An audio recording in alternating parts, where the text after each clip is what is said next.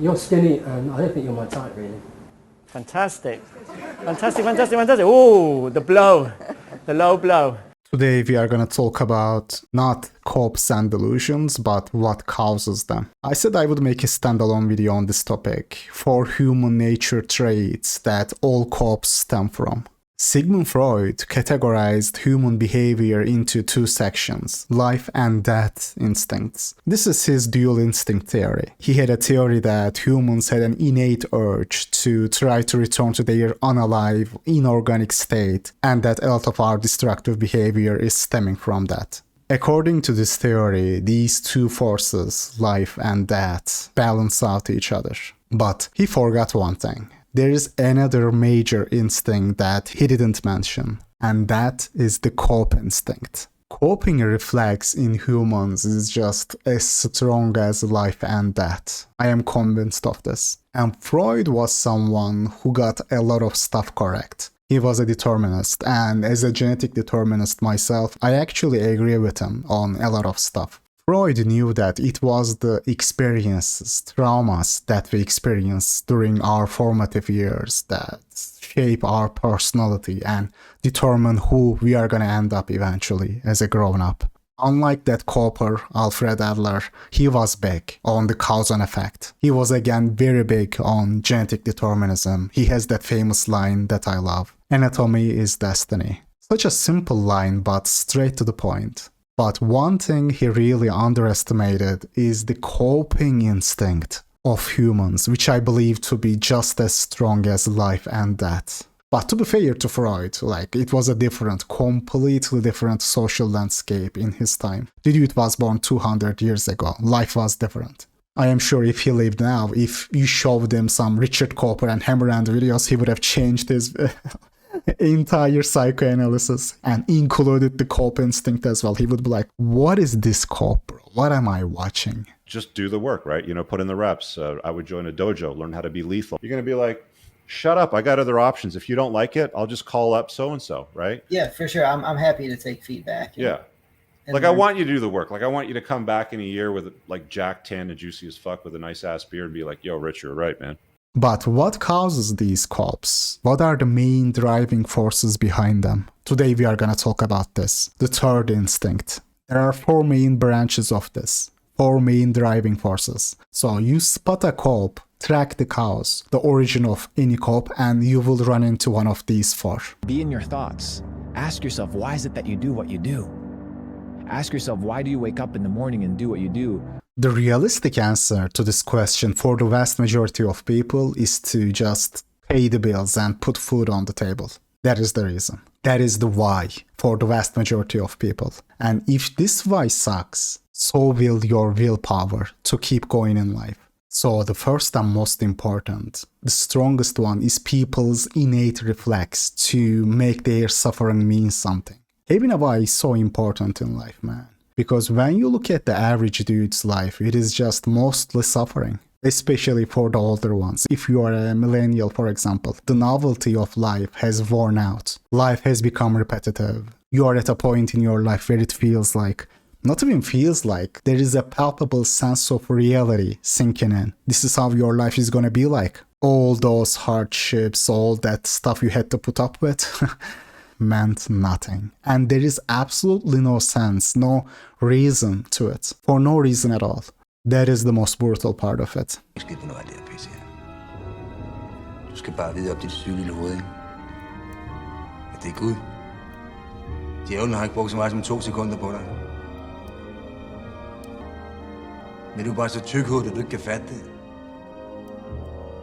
For Zoomers, younger side of Zoomers. These days, even a 28, 29-year-old dude can be a Zoomer, which is another brutal time pill. I was talking about this with a friend of mine from the community the other day. In only 2 years, there will be 30 plus Zoomers that are older than 30 years old. Time pill is so brutal, man. Soon Zoomer, the term Zoomer, is gonna be a derogatory term like Boomer.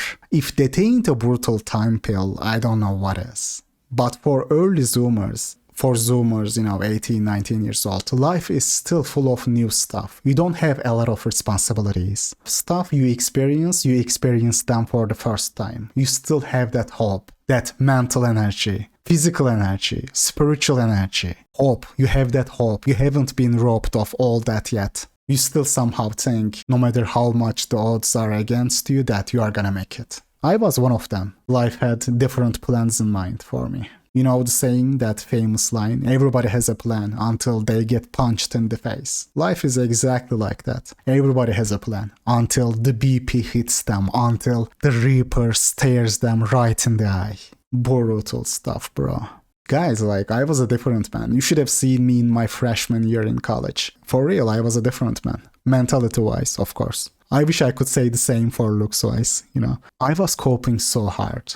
Coping reflex is just so deeply ingrained in human DNA. It is really hard. It takes conscious reflection and introspection, which I was forced to do, unfortunately. I had hopes, doing stuff, being proactive, full of life energy. I would have laughed in your face if I heard about that lookism stuff. Life had different plans for me. Now I am making these videos. But the point I am trying to make is this. I am saying this because Zoomers in this community still act like life is gonna stay this way forever. Or things gonna figure themselves out. It's not gonna get better for you. So you got a lot of delusional people who will tell you that things in your life will look up, God will work it out. Especially those religious people. That's why I say I cannot stand religious people. Hell, Satan. If you've been catching hell all your life, you done had a lot of problems in life, you've had a lot of challenges in life, nothing is going to get better for you. Things are going to get worse. Sometimes things don't get better, things get worse. It is gonna be much worse when you start working, because most people work a oofy-doofy job, repetitive, boring job to pay for mortgages and put food on the table. That is the reality for the majority of adults. A lot of people's lives exist of going to work, literally. When you get off work, you barely have time or energy for anything else. These people realize at the end of the day that their suffering is just meaningless. And it is very difficult to cope with that feeling.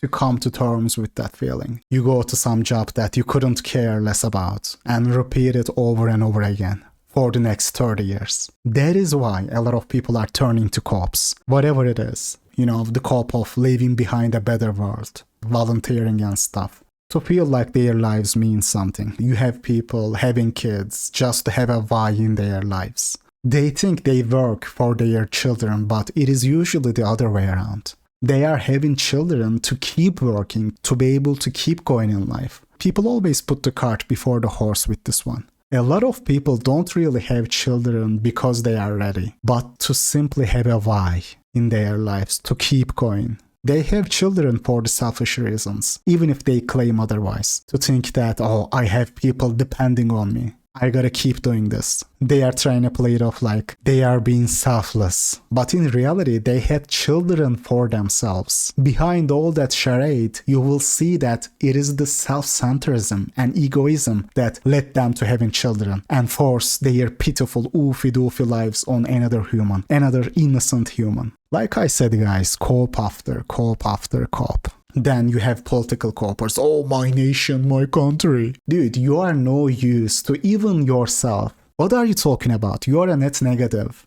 You are bringing down the country average. Your nation would have been better off without you. The country doesn't need you. It is you who needs the country. The country title on your passport.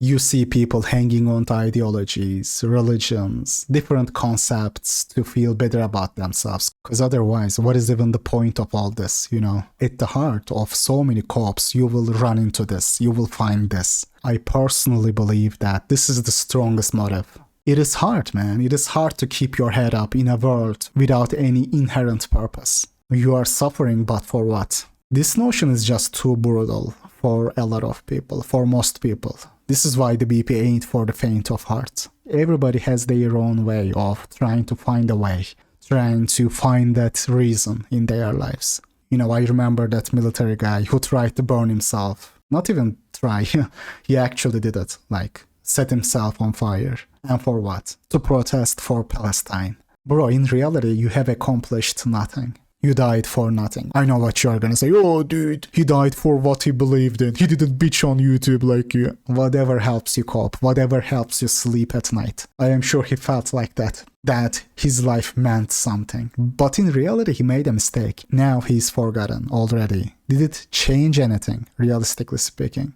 No. And this is much worse now, today, in this day and age, because the Mog is felt much closer to home. With the tech and internet being available everywhere, even some shepherd, oofy doofy shepherd in Afghanistan, can see how brutal he's getting mogged now. He can open the Instagram and see all those white babes, while he has to see the behinds of sheeps and cattles. Back then, only 100 years ago, his world ended at the end of that farm. They didn't know anything else. Now everybody can see how brutally they are getting mocked, day in, day out. And this only makes their suffering harder.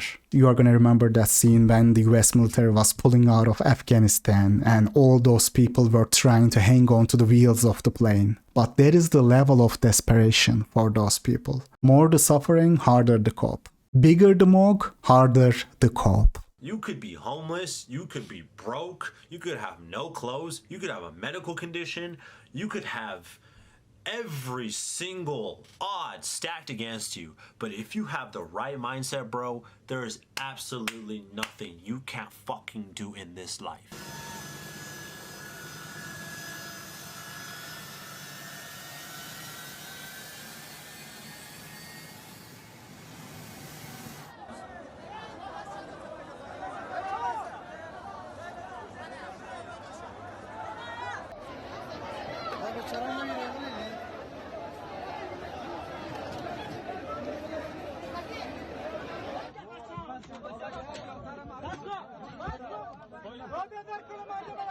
And the second biggest motivator, biggest driving force is to belong. Longing to belong to a community. People, especially sub-average, mediocre, oofy-doofy people, need protection from the Mog otherwise. They are trying to accomplish that by, sticking together with a community. A community that protect them, comfort them, save him from loneliness and Mog.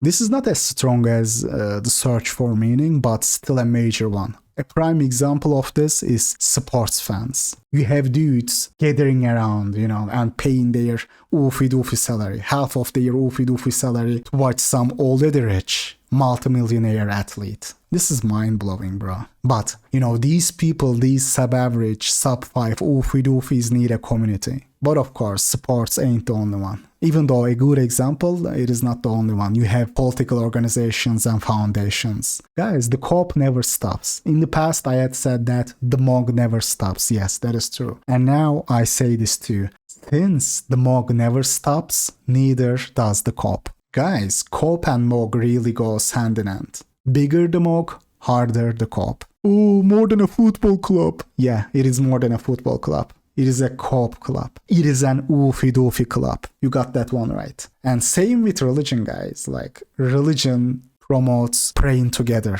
promotes a community. Sticking together is huge in every religion. Religion, gives you a community also.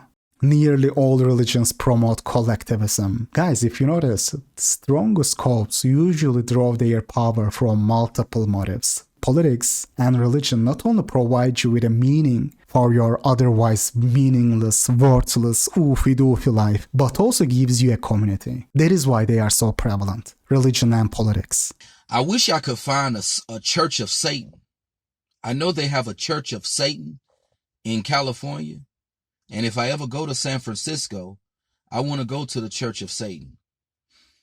I believe Anton LaVey, he was the founder of the Church of Satan. I think Satan, he's somebody that I need to break bread with, because, Satan is the ruler of this world, and I want the things of the world, I want the finer things in life, the big booty whores. And I know Satan, he can give me those things.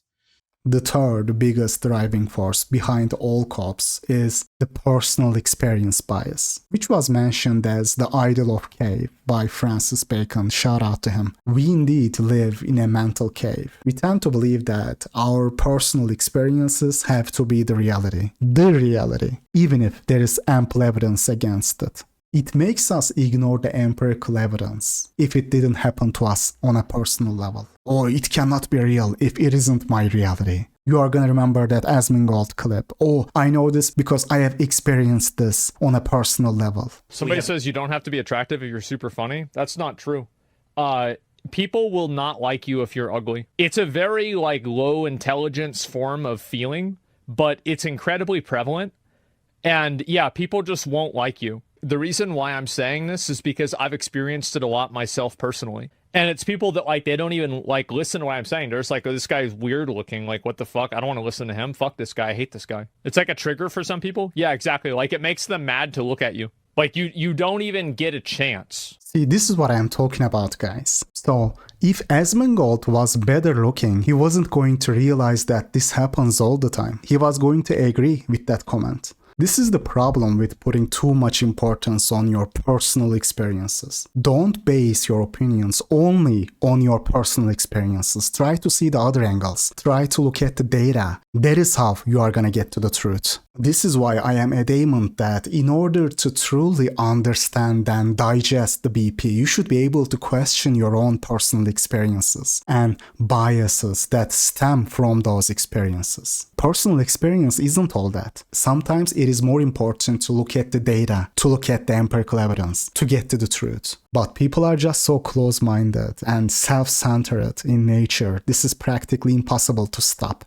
And I am showing here a relatively intelligent person, Asmongold, but you can tell he himself would agree with that statement if he wasn't sub 5. He only knows that to not be the truth because he has experienced it himself. So guys, you can't stop a copper from coping. Oh, that is not my experience. Fuck your experience. Oh, I don't see it that way, but the evidence sees it that way, brother.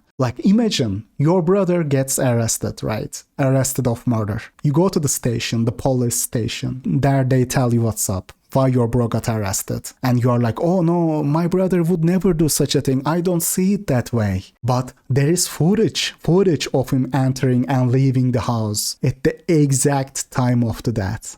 Fingertips on the gun, and you are still telling the cops, I don't see it that way. That is not my personal experience with him. He wouldn't even hurt a fly.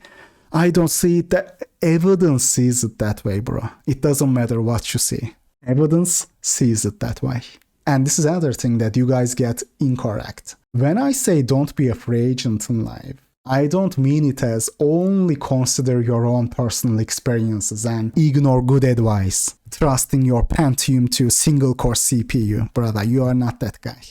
That is exactly why you have so many self-proclaimed BP guys in this space that go against the very basic tenets of the BP. Heightism gets denied. I'm not even gonna mention JBW, it gets denied all the time, despite there being such overwhelming empirical evidence in favor of it. I mean, the truth is there, out in the open, really. It is not hiding, but you don't wanna see it. You see what you wanna see. You see what fits your mental cave. And finally, the fourth one, solipsism. People are just so solipsistic in nature that they see humanity as much better in value than we really are. People see themselves as some sort of God's plan, design of some intelligent, omnipotent being, ignoring our imperfections and shortcomings. Oh, my genes, I have to have children and pass my genes on. Bro, fuck your genes. You are not that important. We are not that important as a species. We are full of imperfections and limitations. Oh, Rehab, I will just looks max and get to an 8 or a 9. No, you will not. Not everything is possible. We are not some superior beings, bro. Get off your high horse. Oh, bro, how is it possible that humans are a result of some random evolution? Look at what we have achieved. Does it really sound like this could be possible without an omnipotent God creating all of us? It does actually. It does sound more realistic than whatever mumbo jumbo you are believing in. Like, it isn't some wild, unbelievable theory the way I see it. But of course, being a conscious design of an omnipotent being sounds much more appealing. It feeds into those narcissistic people's egos much better. So it ain't hard to understand really. The reason why the religion cop is so strong and widespread is this. It uses 3 of the 4 main driving forces behind all cops. It draws power from not only one, but other 3 as well. Not only it gives you a meaning, but it provides you with a sense of superiority as well. Feeds into human ego and solipsistic nature. And then on top of all that, it gives you a community, an artificial way to seek protection from the mob otherwise. That is why politics and religion are the 2 most widespread cops. But to conclude this video, I don't think that it is a possible or even an advisable action to try to get people to stop coping. Because 1, cope is legitimately the 3rd human instinct. You can't stop a coper from coping. And 2, life is suffering, man. And like I said, bigger the mock, harder the cop. Don't be a free agent in life.